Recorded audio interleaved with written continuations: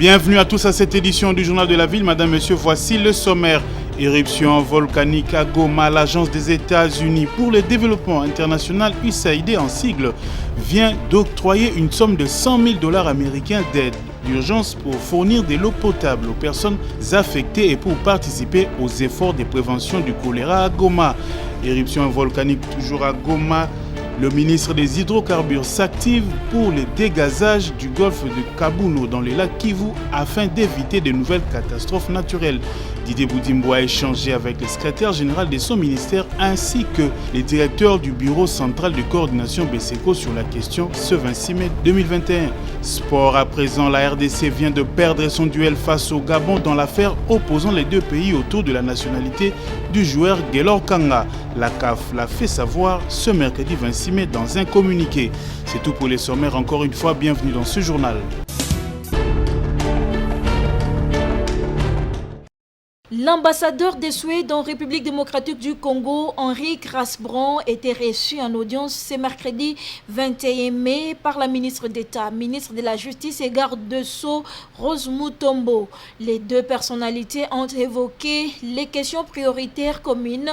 Il s'agit notamment de l'état des droits, l'indépendance du système judiciaire, la lutte contre l'impunité, la corruption, le respect des droits humains ainsi que l'égalité des genres. On a parlé des priorités communes entre Madame la ministre d'État et la Suède, comme par exemple l'état de droit, l'indépendance du système de justice, la lutte continue contre la corruption, la lutte contre l'impunité et aussi le respect des droits humains. Et il inclut bien sûr aussi l'égalité des genres. Et on a aussi pu échanger un peu sur les différents volets de cette stratégie, entre autres la santé, le respect des droits humains, l'état de droit, mesures anticorruption, mais aussi un troisième volet sur la construction de communautés paisibles et stables à court terme et à long terme. Madame la ministre d'État, elle a aussi présenté quelques-unes de ses priorités justement dans le secteur pénitentiaire et aussi en ce qui concerne la formation de magistrats et aussi les conditions de travail des magistrats. Tout d'abord, la Suède est déjà assez active justement dans ce secteur et liée à ces priorités communes que je viens de mentionner, comme l'état de droit, mesures anticorruption, le respect des droits humains, la lutte contre l'impunité. Et on est aussi actif à travers nos partenaires.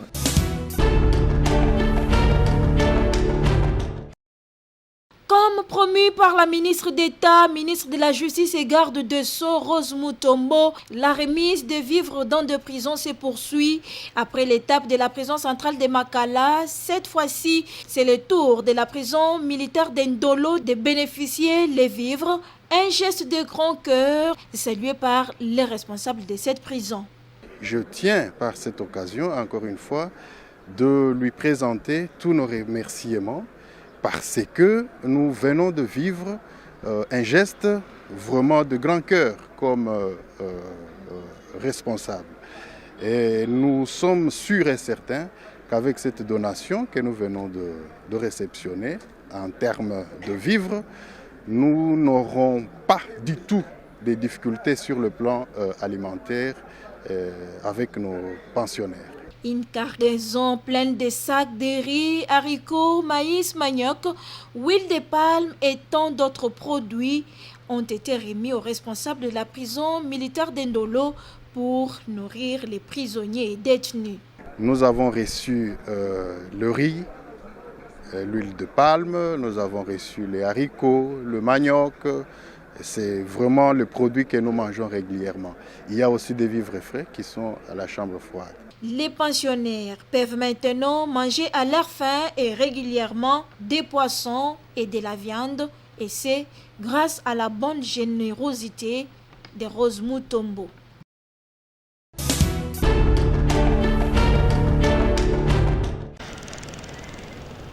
En vue de doter le gouvernement de la République de moyens de sa politique afin de résoudre tant soit peu différents problèmes liés au secteur d'infrastructure, de santé publique et de lutte contre l'insécurité alimentaire, le ministre de Finances Nicolas Kazadi s'est présenté devant les élus du peuple pour solliciter le vote en mode d'urgence de 7 projets de loi de ratification.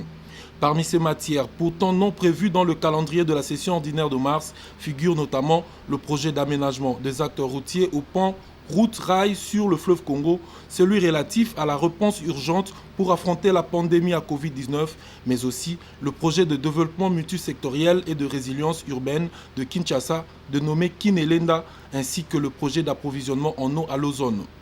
À l'issue du débat où, au total, 25 députés nationaux ont pris parole, les interventions ont essentiellement tourné autour du poids et de la dette nationale au regard de l'initiative PPTE, les zones d'implantation de ce différent projet, le traitement en priorité du projet pont-route-rail avant celui du port en eau profonde de Banana, la modernisation du réseau routier national, mais aussi l'attitude du gouvernement qui s'amène à quelques jours du délai ces projets de ratification et quid de l'évaluation d'autres lois déjà ratifiées dans le passé. Nous avions voulu, nous personnellement, savoir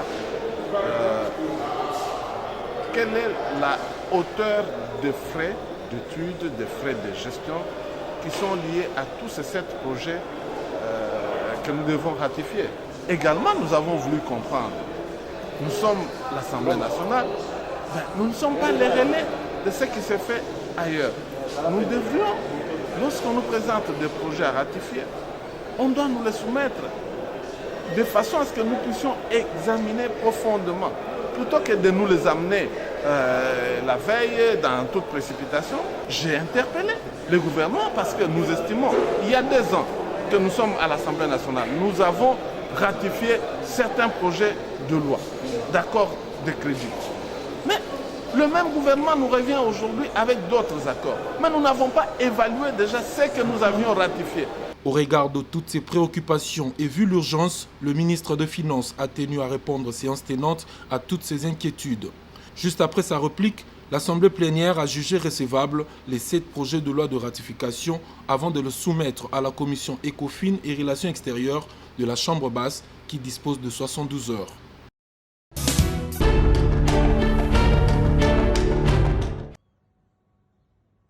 Fidèle à sa politique d'entretien et réhabilitation permanente, grâce à la vision managériale de son directeur général Jean Bosco Kayombo, la SNEL vient de réhabiliter et moderniser les 2 groupes hydroélectriques de secours installés à Inga 2, à côté de 8 groupes possédant chacun une puissance de 178 MW. Ces 2 groupes de secours d'une puissance de 800 kVA viennent de connaître une nouvelle jeunesse. Le travail réalisé ici consiste au renouvellement de pièces et autres équipements répondant aux normes technologiques de pointe. Des nouvelles batteries ont également été remplacées. Celles-ci permettront le démarrage de groupes en cas de besoin. À cela, il faut noter aussi la numérisation de contrôle, la modernisation de commandes et l'installation des automates programmables. Mais à quoi servent ces 2 groupes de secours? Alidon Toumba, chef de service en charge de la centrale Inga 2, répond. À quoi sert ce groupe de secours? À côté des groupes de secours, nous avons les groupes principaux Inga 2 qui produisent par machine 170 MW. Nous avons ce qu'on appelle les groupes auxiliaires de secours. À quoi ils servent? Supposons que nous avons un blackout, nous avons un manque de tension à centrale Inga 2. Donc on n'a pas de machine qui fonctionne à Inga 2, il n'y a pas de tension. Pour démarrer une machine principale, il lui faut une tension sur les différents auxiliaires de la machine. Du fait qu'il y a blackout, donc on n'a pas de tension à la centrale. Qu'est-ce qu'on fait? On démarre ce qu'on appelle le petit groupe de secours hydraulique qui lui va générer une tension qui est nécessaire pour alimenter les différents auxiliaires électriques de la machine. Ce groupe de secours est démarré à comme source principale la tension continue qui est fournie par la batterie. La batterie alimente les moteurs électriques de ce petit groupe de secours pour alimenter les auxiliaires principaux de ce groupe de secours. Donc lui démarre avec une tension qui est continue, qui est toujours disponible à la centrale.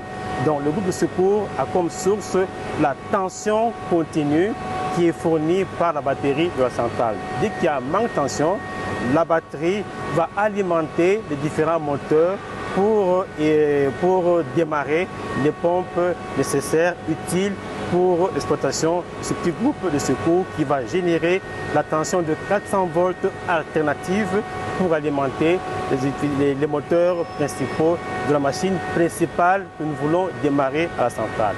Voilà un peu l'importance de ce groupe de secours. De même, le conseiller en communication de la SNEL, Bob Bobo, renchérit. Le directeur vient de vous dire que c'est des groupes qui nous aident.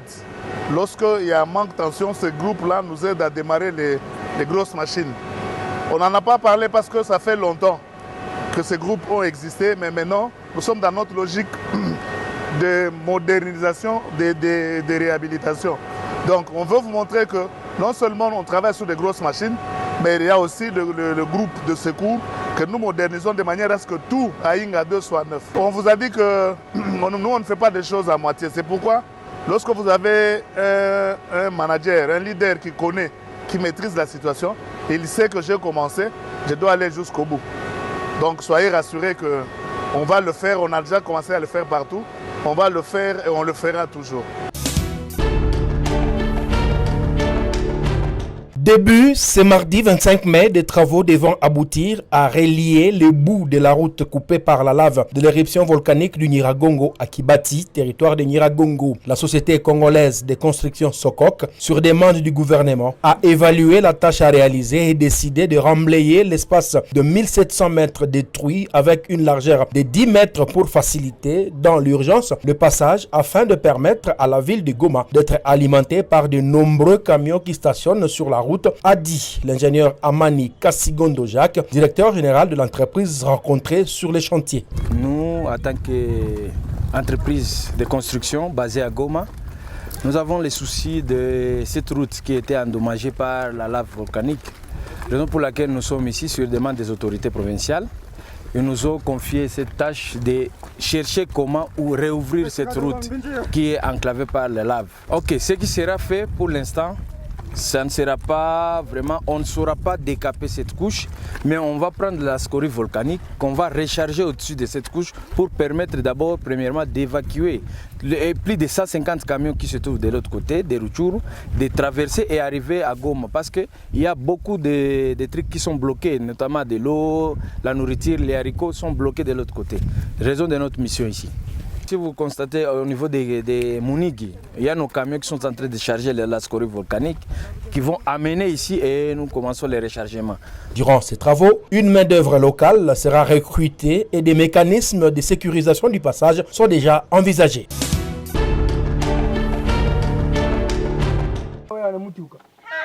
Nous sommes dans la commune de Mongafula, au quartier Plateau 2, site de Luzizila, dans la périphérie de Kinshasa, près de Kimwinzagar. Luzizila, un lieu connu surtout dans les milieux des églises des réveils, comme un cadre de prières et de retraites fréquenté par plusieurs. Ici, l'on vit comme si l'on était dans l'arrière-pays. Les habitants, surtout les dames, parcourent des longues distances pour s'approvisionner en eau. Aucun marché dans les parages. Autant ces Quinoises et Quinoises sont obligés de parcourir de longs trajets pour s'approvisionner en certaines denrées vers Mbanzalemba, Kisenso ou des quartiers environnants. Ici encore, la voiture n'arrive pas. Seule la moto et les moyens royaux de déplacement. Un véritable désarroi quotidien pour ces Congolais qui aspirent à un mieux vivre.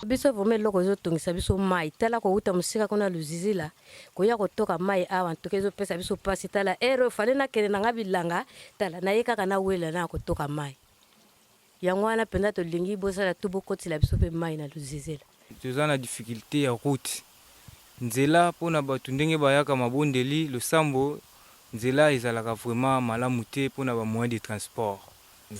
Gouvernement sala biso atela biso mai atela abongisela biso nzela mituke kotaka. Comme si cela ne suffisait pas, l'énergie électrique est plus qu'un diamant, plus que de l'or. Courant pona lumière po isika batu bazali sengeli bafanda na lumière po bakoki ko développer pe makamususu. Mitendo bana bakoki ko sakana nango sikoyo atela biso courant. Comme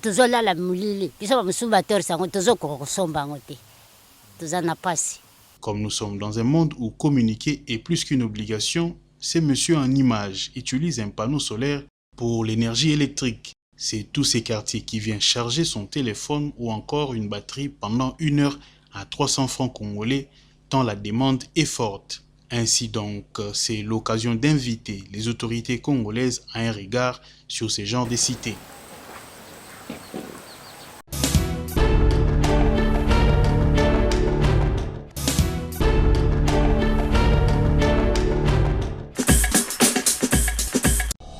C'est par ici que nous mettons un terme à cette édition du Journal de la Ville. La rédaction vous remercie de l'avoir suivi.